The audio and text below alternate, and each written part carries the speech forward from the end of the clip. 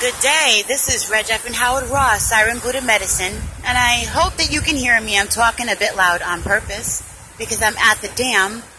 It's still drizzling, and the dam is so full of life right now, and I wanted to show you.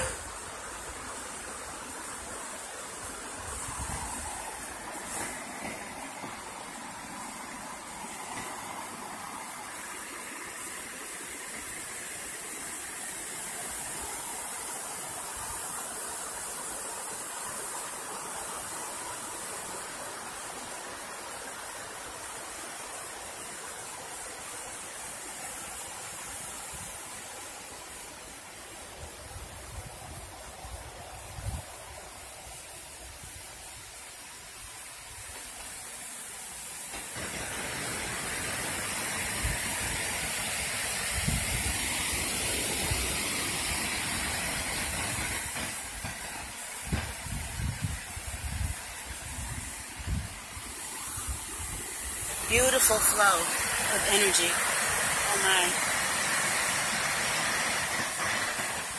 And you can feel it. It feels so good.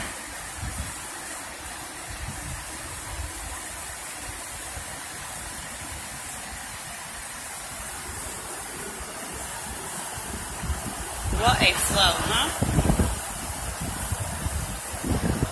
I was thinking of flow. And I was thinking about how sometimes things aren't so easy just to go along, you know? Feel like the water is over your head, like the current is sweeping you away. Kind of like being in outer space where you can't sense your direction. You may not have special equipment to discern that. And then again, you may. But you still have to find a way to deal with that current. With what's current, with the current affairs. And not allow them to get up over our heads, where we get swept away.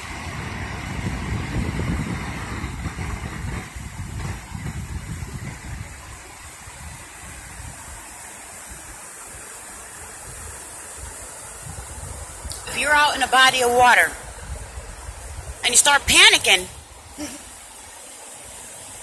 more likely to drown, sink to the bottom.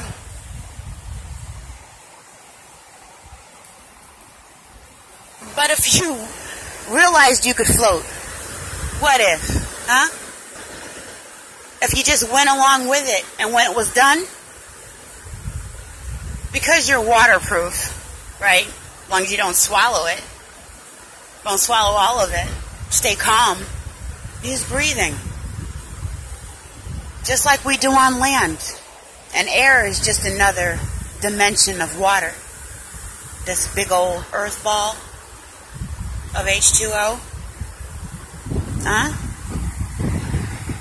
On this prison planet of ours, they say. Is it? Does it feel like you're in hell sometimes and things get over your head and you just don't know what to do? I do. And when that happens, thank goodness our ancestors remind me to breathe. Move away from feeling like I'm restricted and to a space where I have a little bit more control. Even if it's just in the awareness that I can float, that I can roll with it, that I have more information about my environment. Say, I'm not in the ocean. I'm on 2 feet. And I'm breathing this air, which is percentage of water, and I feel like I'm over my head with the current affairs. But it's okay, because I can remember to breathe in the same way as if I was in actual water, feeling like I was over my head in a panic. And I remember to breathe and float and go with it. And these are the lessons that our ancestors give to us. By using nature, the natural things around us, the things that our heart gravitate toward through correspondence. They give us medicine all the time.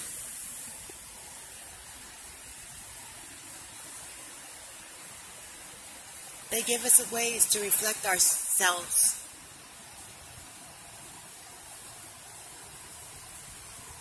We can figure out who we are and what we're doing at any moment of the day if we just decide. We can use discernment and learn to tap into ourselves again. Away from the roaring sound. We can choose to walk away from the white noise and the background.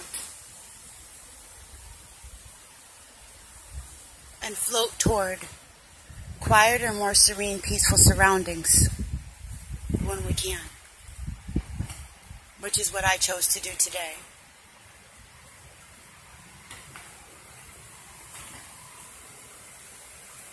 Gotta find our own path. Sometimes we must make our own way.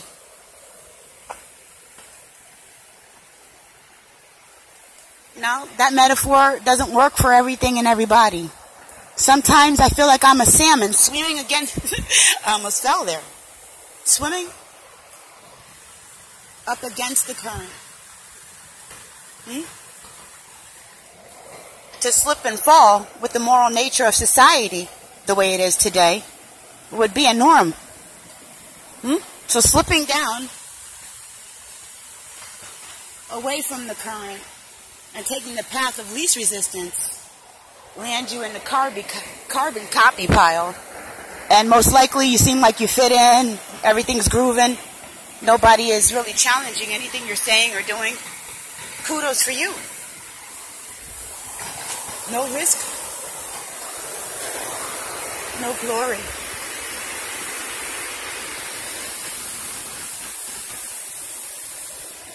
What do I know about glory? Well, I know the glory of not being able to feel like I can use my body to its maximum capacity at a very young age. Not being able to use my mind to its capacity and feeling lost because of the programming due to no fault of my own, because everything around me, it was flowing in a certain direction. And although it seemed impossible, some people will find a way to climb up that.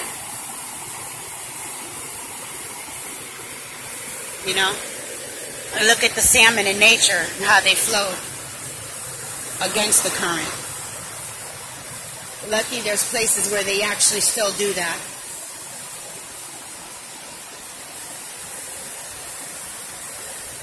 Or take the hummingbird or the bee, for instance. The hummingbird and the bee are not supposed to be flying in the way that they do. It appears to be geometrically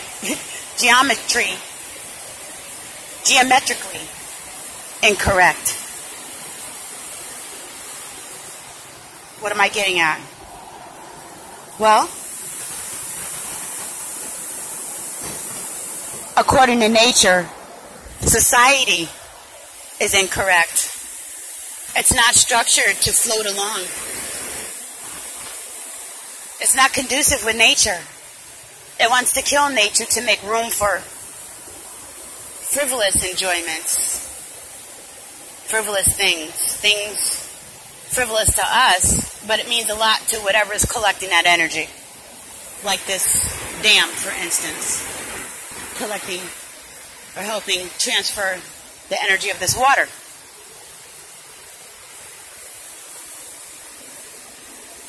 Sometimes the path of least resistance is not okay. This is where we're at. And we look at history and we see a large path of people who have paid a lofty price for going against the current of society, for saying no when everybody else was saying yay. They said nay.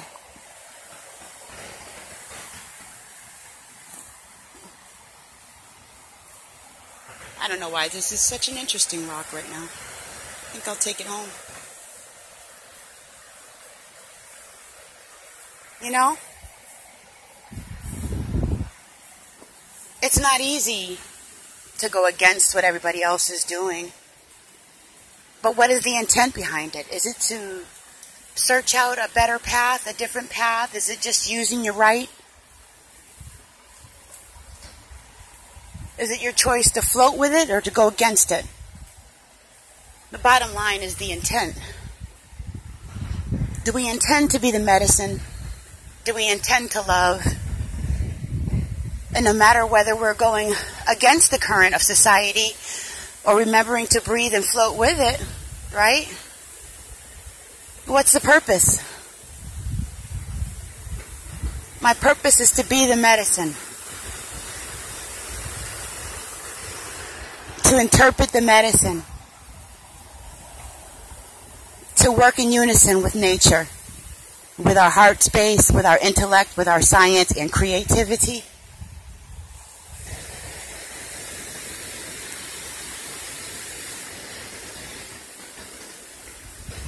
To recognize our choices and bring attention, just to be mindful of what it is when we make certain choices, to share what's inspiring to me as a way of saying much love to you. Times are rough, and sometimes they aren't, but regardless of where you are in all of that, remember to take a deep breath, reflect, and share with your family, because we're all connected in this life. This is the current of affairs. We're going to roll with it, float with it, and see where it takes us, so that maybe we can meet in the middle of this abyss, in this space-time.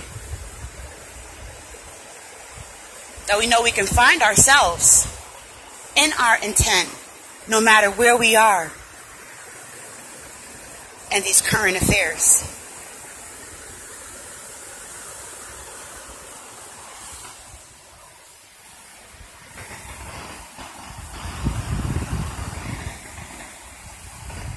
This is Reg F. and Howard, Cyber Buddha Medicine, saying much love to you. Keeping it real. Keeping it raw.